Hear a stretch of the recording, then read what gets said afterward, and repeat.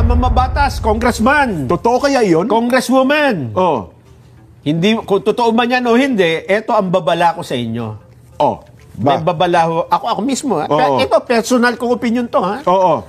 Kapag kayo pumirma dyan, mawawala ang mahalagang endorso sa inyo. Pinapagpapauna ko na. Ako Huwag kang hihingi ng tulong. Kapag ayaw mo naman, hindi ka kaisa nung kanyang sapagkat gusto mangyari. Kontra ka sa kanyang opinion. Mo di ba? Yun na nga. Yan ho ang babala ko sa inyo. Marami kong mga supporter doon. Gusto mo yung mga supporter ko, ikaw iboto? Yes po, naman. Kailangan, napakahalaga po nun. Makapangyarihan po yung endorso niyo, mahal na Pangulo. Narinig mo ba yung sabi ko sa'yo na huwag nyo nang unahin muna yan dahil marami pang problema ang bansa. Kapag kaya itinuloy ninyo, nagsayang lang kayo ng oras. Naniniwala ka ba doon? Opo, pero pumirma po ako, Pangulo, doon sa Tapos humihingi ka ngayon ng tulong sa akin? Nako. Nang suporta ko? Ganun ho talaga. Samantalang yung sinabi ko, hindi mo kayang suportahan? Ganun ho talaga. Mahal na Pangulo, medyo makapal po ang face ko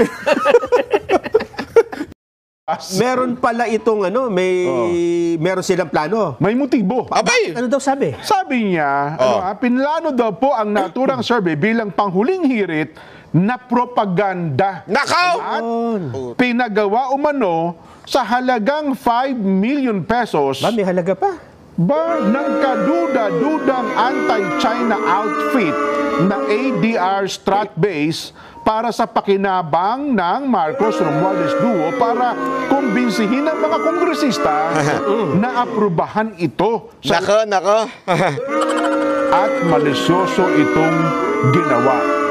Fake news, kumbaga. Nako, malisyoso. Ibig sabihin, may dahilan talaga kung bakit inilabas ito. Pag sinabi mo malicious, ibig sabihin, meron po itong gustong ipalabas o ipaalam sa tao na medyo mali pero ginawang malicious, kaya nga fake news so ito. Ito dapat ang pinatatawag sa kamera. Di ba? Kung sino man yung gumawa ng survey na to. Kaya lang, dahil tuta ni speaker yung mga nasa kamera, imposible yung ipatawag ko ito. Kapag para sa nabasa mo kanya, ito, hindi totoo.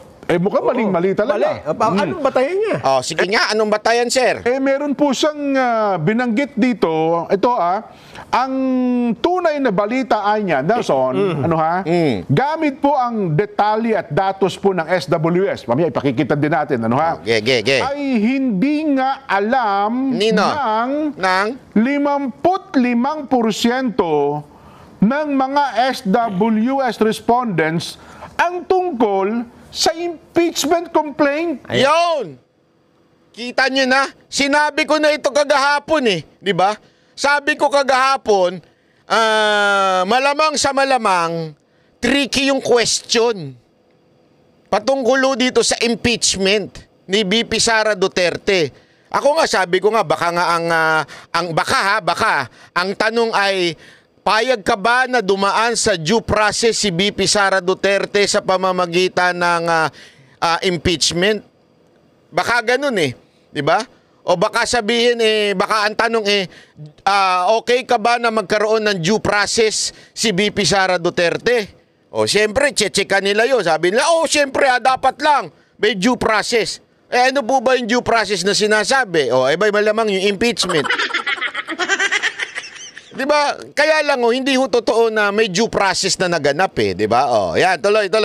Yan.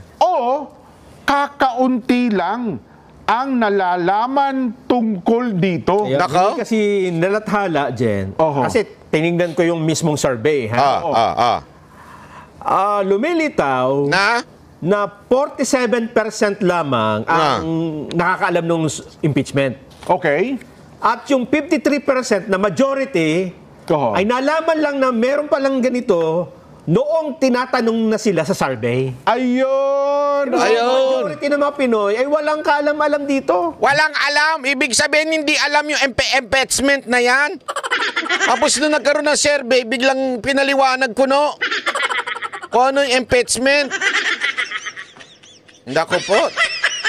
Talagang nananarantado na itong nambubudol na naman ika nga itong gobyerno natin. Batay din sa mga tinanong nila. Batay tayo dito sa SWS survey na pinagbabatayan nung nagsasabing, hindi, minority lang yung ano. Pero ini-hype, Nelson, Oo. ang anggulo na 41% ng mga Pilipino Ayun. ay sang-ayon o pabor. Ayan, Nakaw. sasabihin pa niya, meron pa Yan. may sarili siyang computation dyan. Ha? Habang meron daw pong 19% na sumasang-ayon sa impeachment complaint, nasa 27% naman, 27% ang kumukontra dito o walang posisyon sa usapin o kaya'y wala masyadong alam.